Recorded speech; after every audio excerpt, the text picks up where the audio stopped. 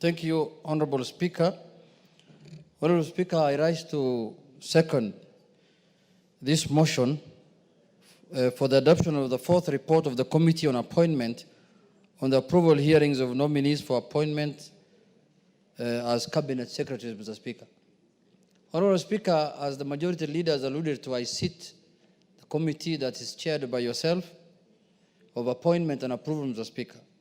And Mr. Speaker, through that, I interacted with the nominees, Mr. Speaker, the three cabinet nominees, secretary nominees, Mr. Speaker. And Mr. Speaker, I came to realize that people who go through elective positions, Mr. Speaker, people who are elected by the people of Kenya as MCAs, as members of parliament, as governors, Mr. Speaker, those are people who are really tried and tested.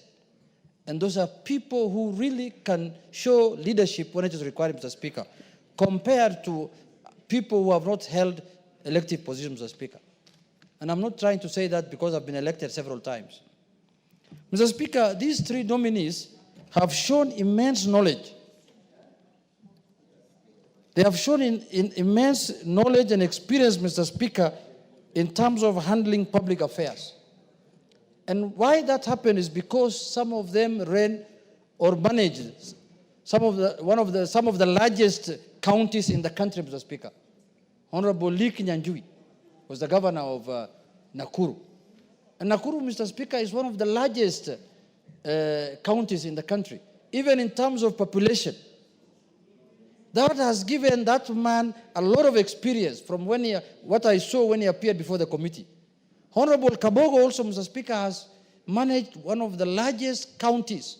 And as you can see, a member here, the majority leader, has testified that he has done a good job when he was the governor of that county. Mr. Speaker, that has given them a lot of experience. And the other nominee has been a cabinet secretary. He has been the senator of Nyeri. He has been a cabinet secretary at a very difficult time when this country had a pandemic, the coronavirus, Mr. Speaker, and he handled it very well. And the country saved, through that, a lot of lives were saved, Mr. Speaker. So, Mr. Speaker, that public service has impacted a lot of knowledge and experience on these three gentlemen, Mr. Speaker. I don't think they could have been better people to serve in these ministries than those people, Mr. Speaker. Mr. Speaker, you see, public service, Mr. Speaker, is a calling, and I've said that many times. And you should be able to do it so long as you've been given an opportunity, majority leader.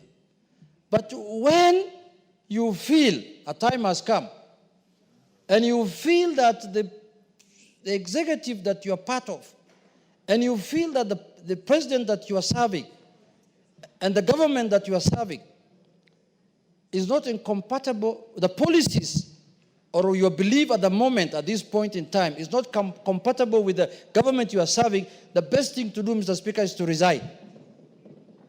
Don't bring commotions. Don't bring unnecessary fights within the government. Be a man enough and say, this is enough now. I don't think, the way you've said, I don't think what is happening now is not what I came to do. For that reason, I want to leave. Mr. Speaker, so I want to emphasize on the issue that cabinet secretaries must serve all Kenyans. If you want to serve your village, go and become an MCA. Don't become a minister or a chief. Like the way I see now, there's a senior chief now who's meeting people in Wamunyoro. Every day they are meeting there. You are now just local chief there, just meeting people there. You expect me to travel all the way from Nairobi to go and meet somebody in that village. What is the name of that village? Wamunyoro. I can't go, Mr. Speaker. So if you want to be like that, just go to your village. But if you want to serve Kenyans, if your desire is to serve Kenyans as a cabinet secretary, then serve all Kenyans, irrespective of their region, irrespective of their community, irrespective of their service, of religion. Yes, member from Madira. Junet, do you want to be informed?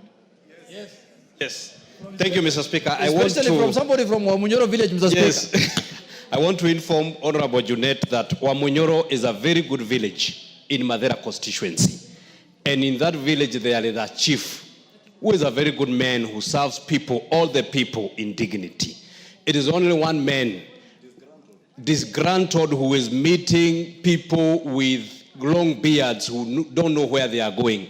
So let's not discuss Wamunyoro. Wamunyoro is a good village. It's only one man who don't know where he is going or where he is coming from, who is disgruntled and he doesn't know where he is going or coming from. Thank you, Mr. Speaker. Mr. Speaker, I want to thank the Member of Parliament for Madeira for informing me that Wamunyoro is a very good place. You know, I have not visited Wamunyoro yet. I need to pay a courtesy call to him so that I can see how good Wamunyoro is, Mr. Speaker. But Mr. Speaker, why am I using Wamunyoro as an example? Mr. Speaker, I cannot travel from a place called Migori in Wothorumo or Wothogik all the way to Wamunyoro so that I can get government services. I must get government services nationally. The minister must come to my place in Gorjope so that he can serve me in Gorjope, not me to go to Wamunyoro, Mr. Speaker. That is why we retired someone to Wamunyoro. And I'm sending a warning to the cabinet secretaries that if you take the behavior of Wamunyoro, if you want to serve only Wamunyoro people, we will sack you. We will impeach you. You must serve all Kenyans. And if you want to serve only your local people, become an MCA. That's where local people, the ward where people are served, Mr. Speaker. Because, Mr. Speaker, there are people who think they have become cabinet secretary to serve their region, or to serve their community, or to serve their tribesmen. No. Cabinet secretary is a national position. If you want to remain as a CS, you must remain national, Mr. Speaker. And I know these three whom we are approving today, they are experienced. These are people, these are national leaders who have served all kinds of Kenyans, because you know Nakuru, almost every community of this country lives in Nakuru. Even in Kiambu nowadays, because it's becoming an extension of Nairobi, many communities stay in Kiambu, Mr. Speaker. These are the kind of leaders we want to have in cabinet. And let me congratulate the president, Mr. Speaker, because in terms of diversity, I don't think there's a president who has gotten it right more than President Ruto, Mr. Speaker. Very few communities now are not on the table of the cabinet, Mr. Speaker. All communities are almost there, Mr. Speaker. Anywhere, any county of almost has a representative now in the cabinet, or in the executive for that matter. That is the kind of country we want to build. That is why ODM has sent experts to the broad-based. And we have more experts to send, Mr. Speaker. That's why we want to send more experts to government so that diversity can be felt, that diversity can be achieved. But the ones who want to retire to their village in Kanyambora, those ones should let Kenyans do other things, Mr. Speaker. If you want to become the chief of Kanyambora, just go and become the chief of Kanyambora. Don't bring issues here. Oh, so-and-so abducted my son, so-and-so did. No. Just go and, that will be another Munyoro center. Just go to Kanyambora center and stay there, Mr. Speaker. With those few remarks, Mr. Speaker, I support. Order, take your seat, Owen.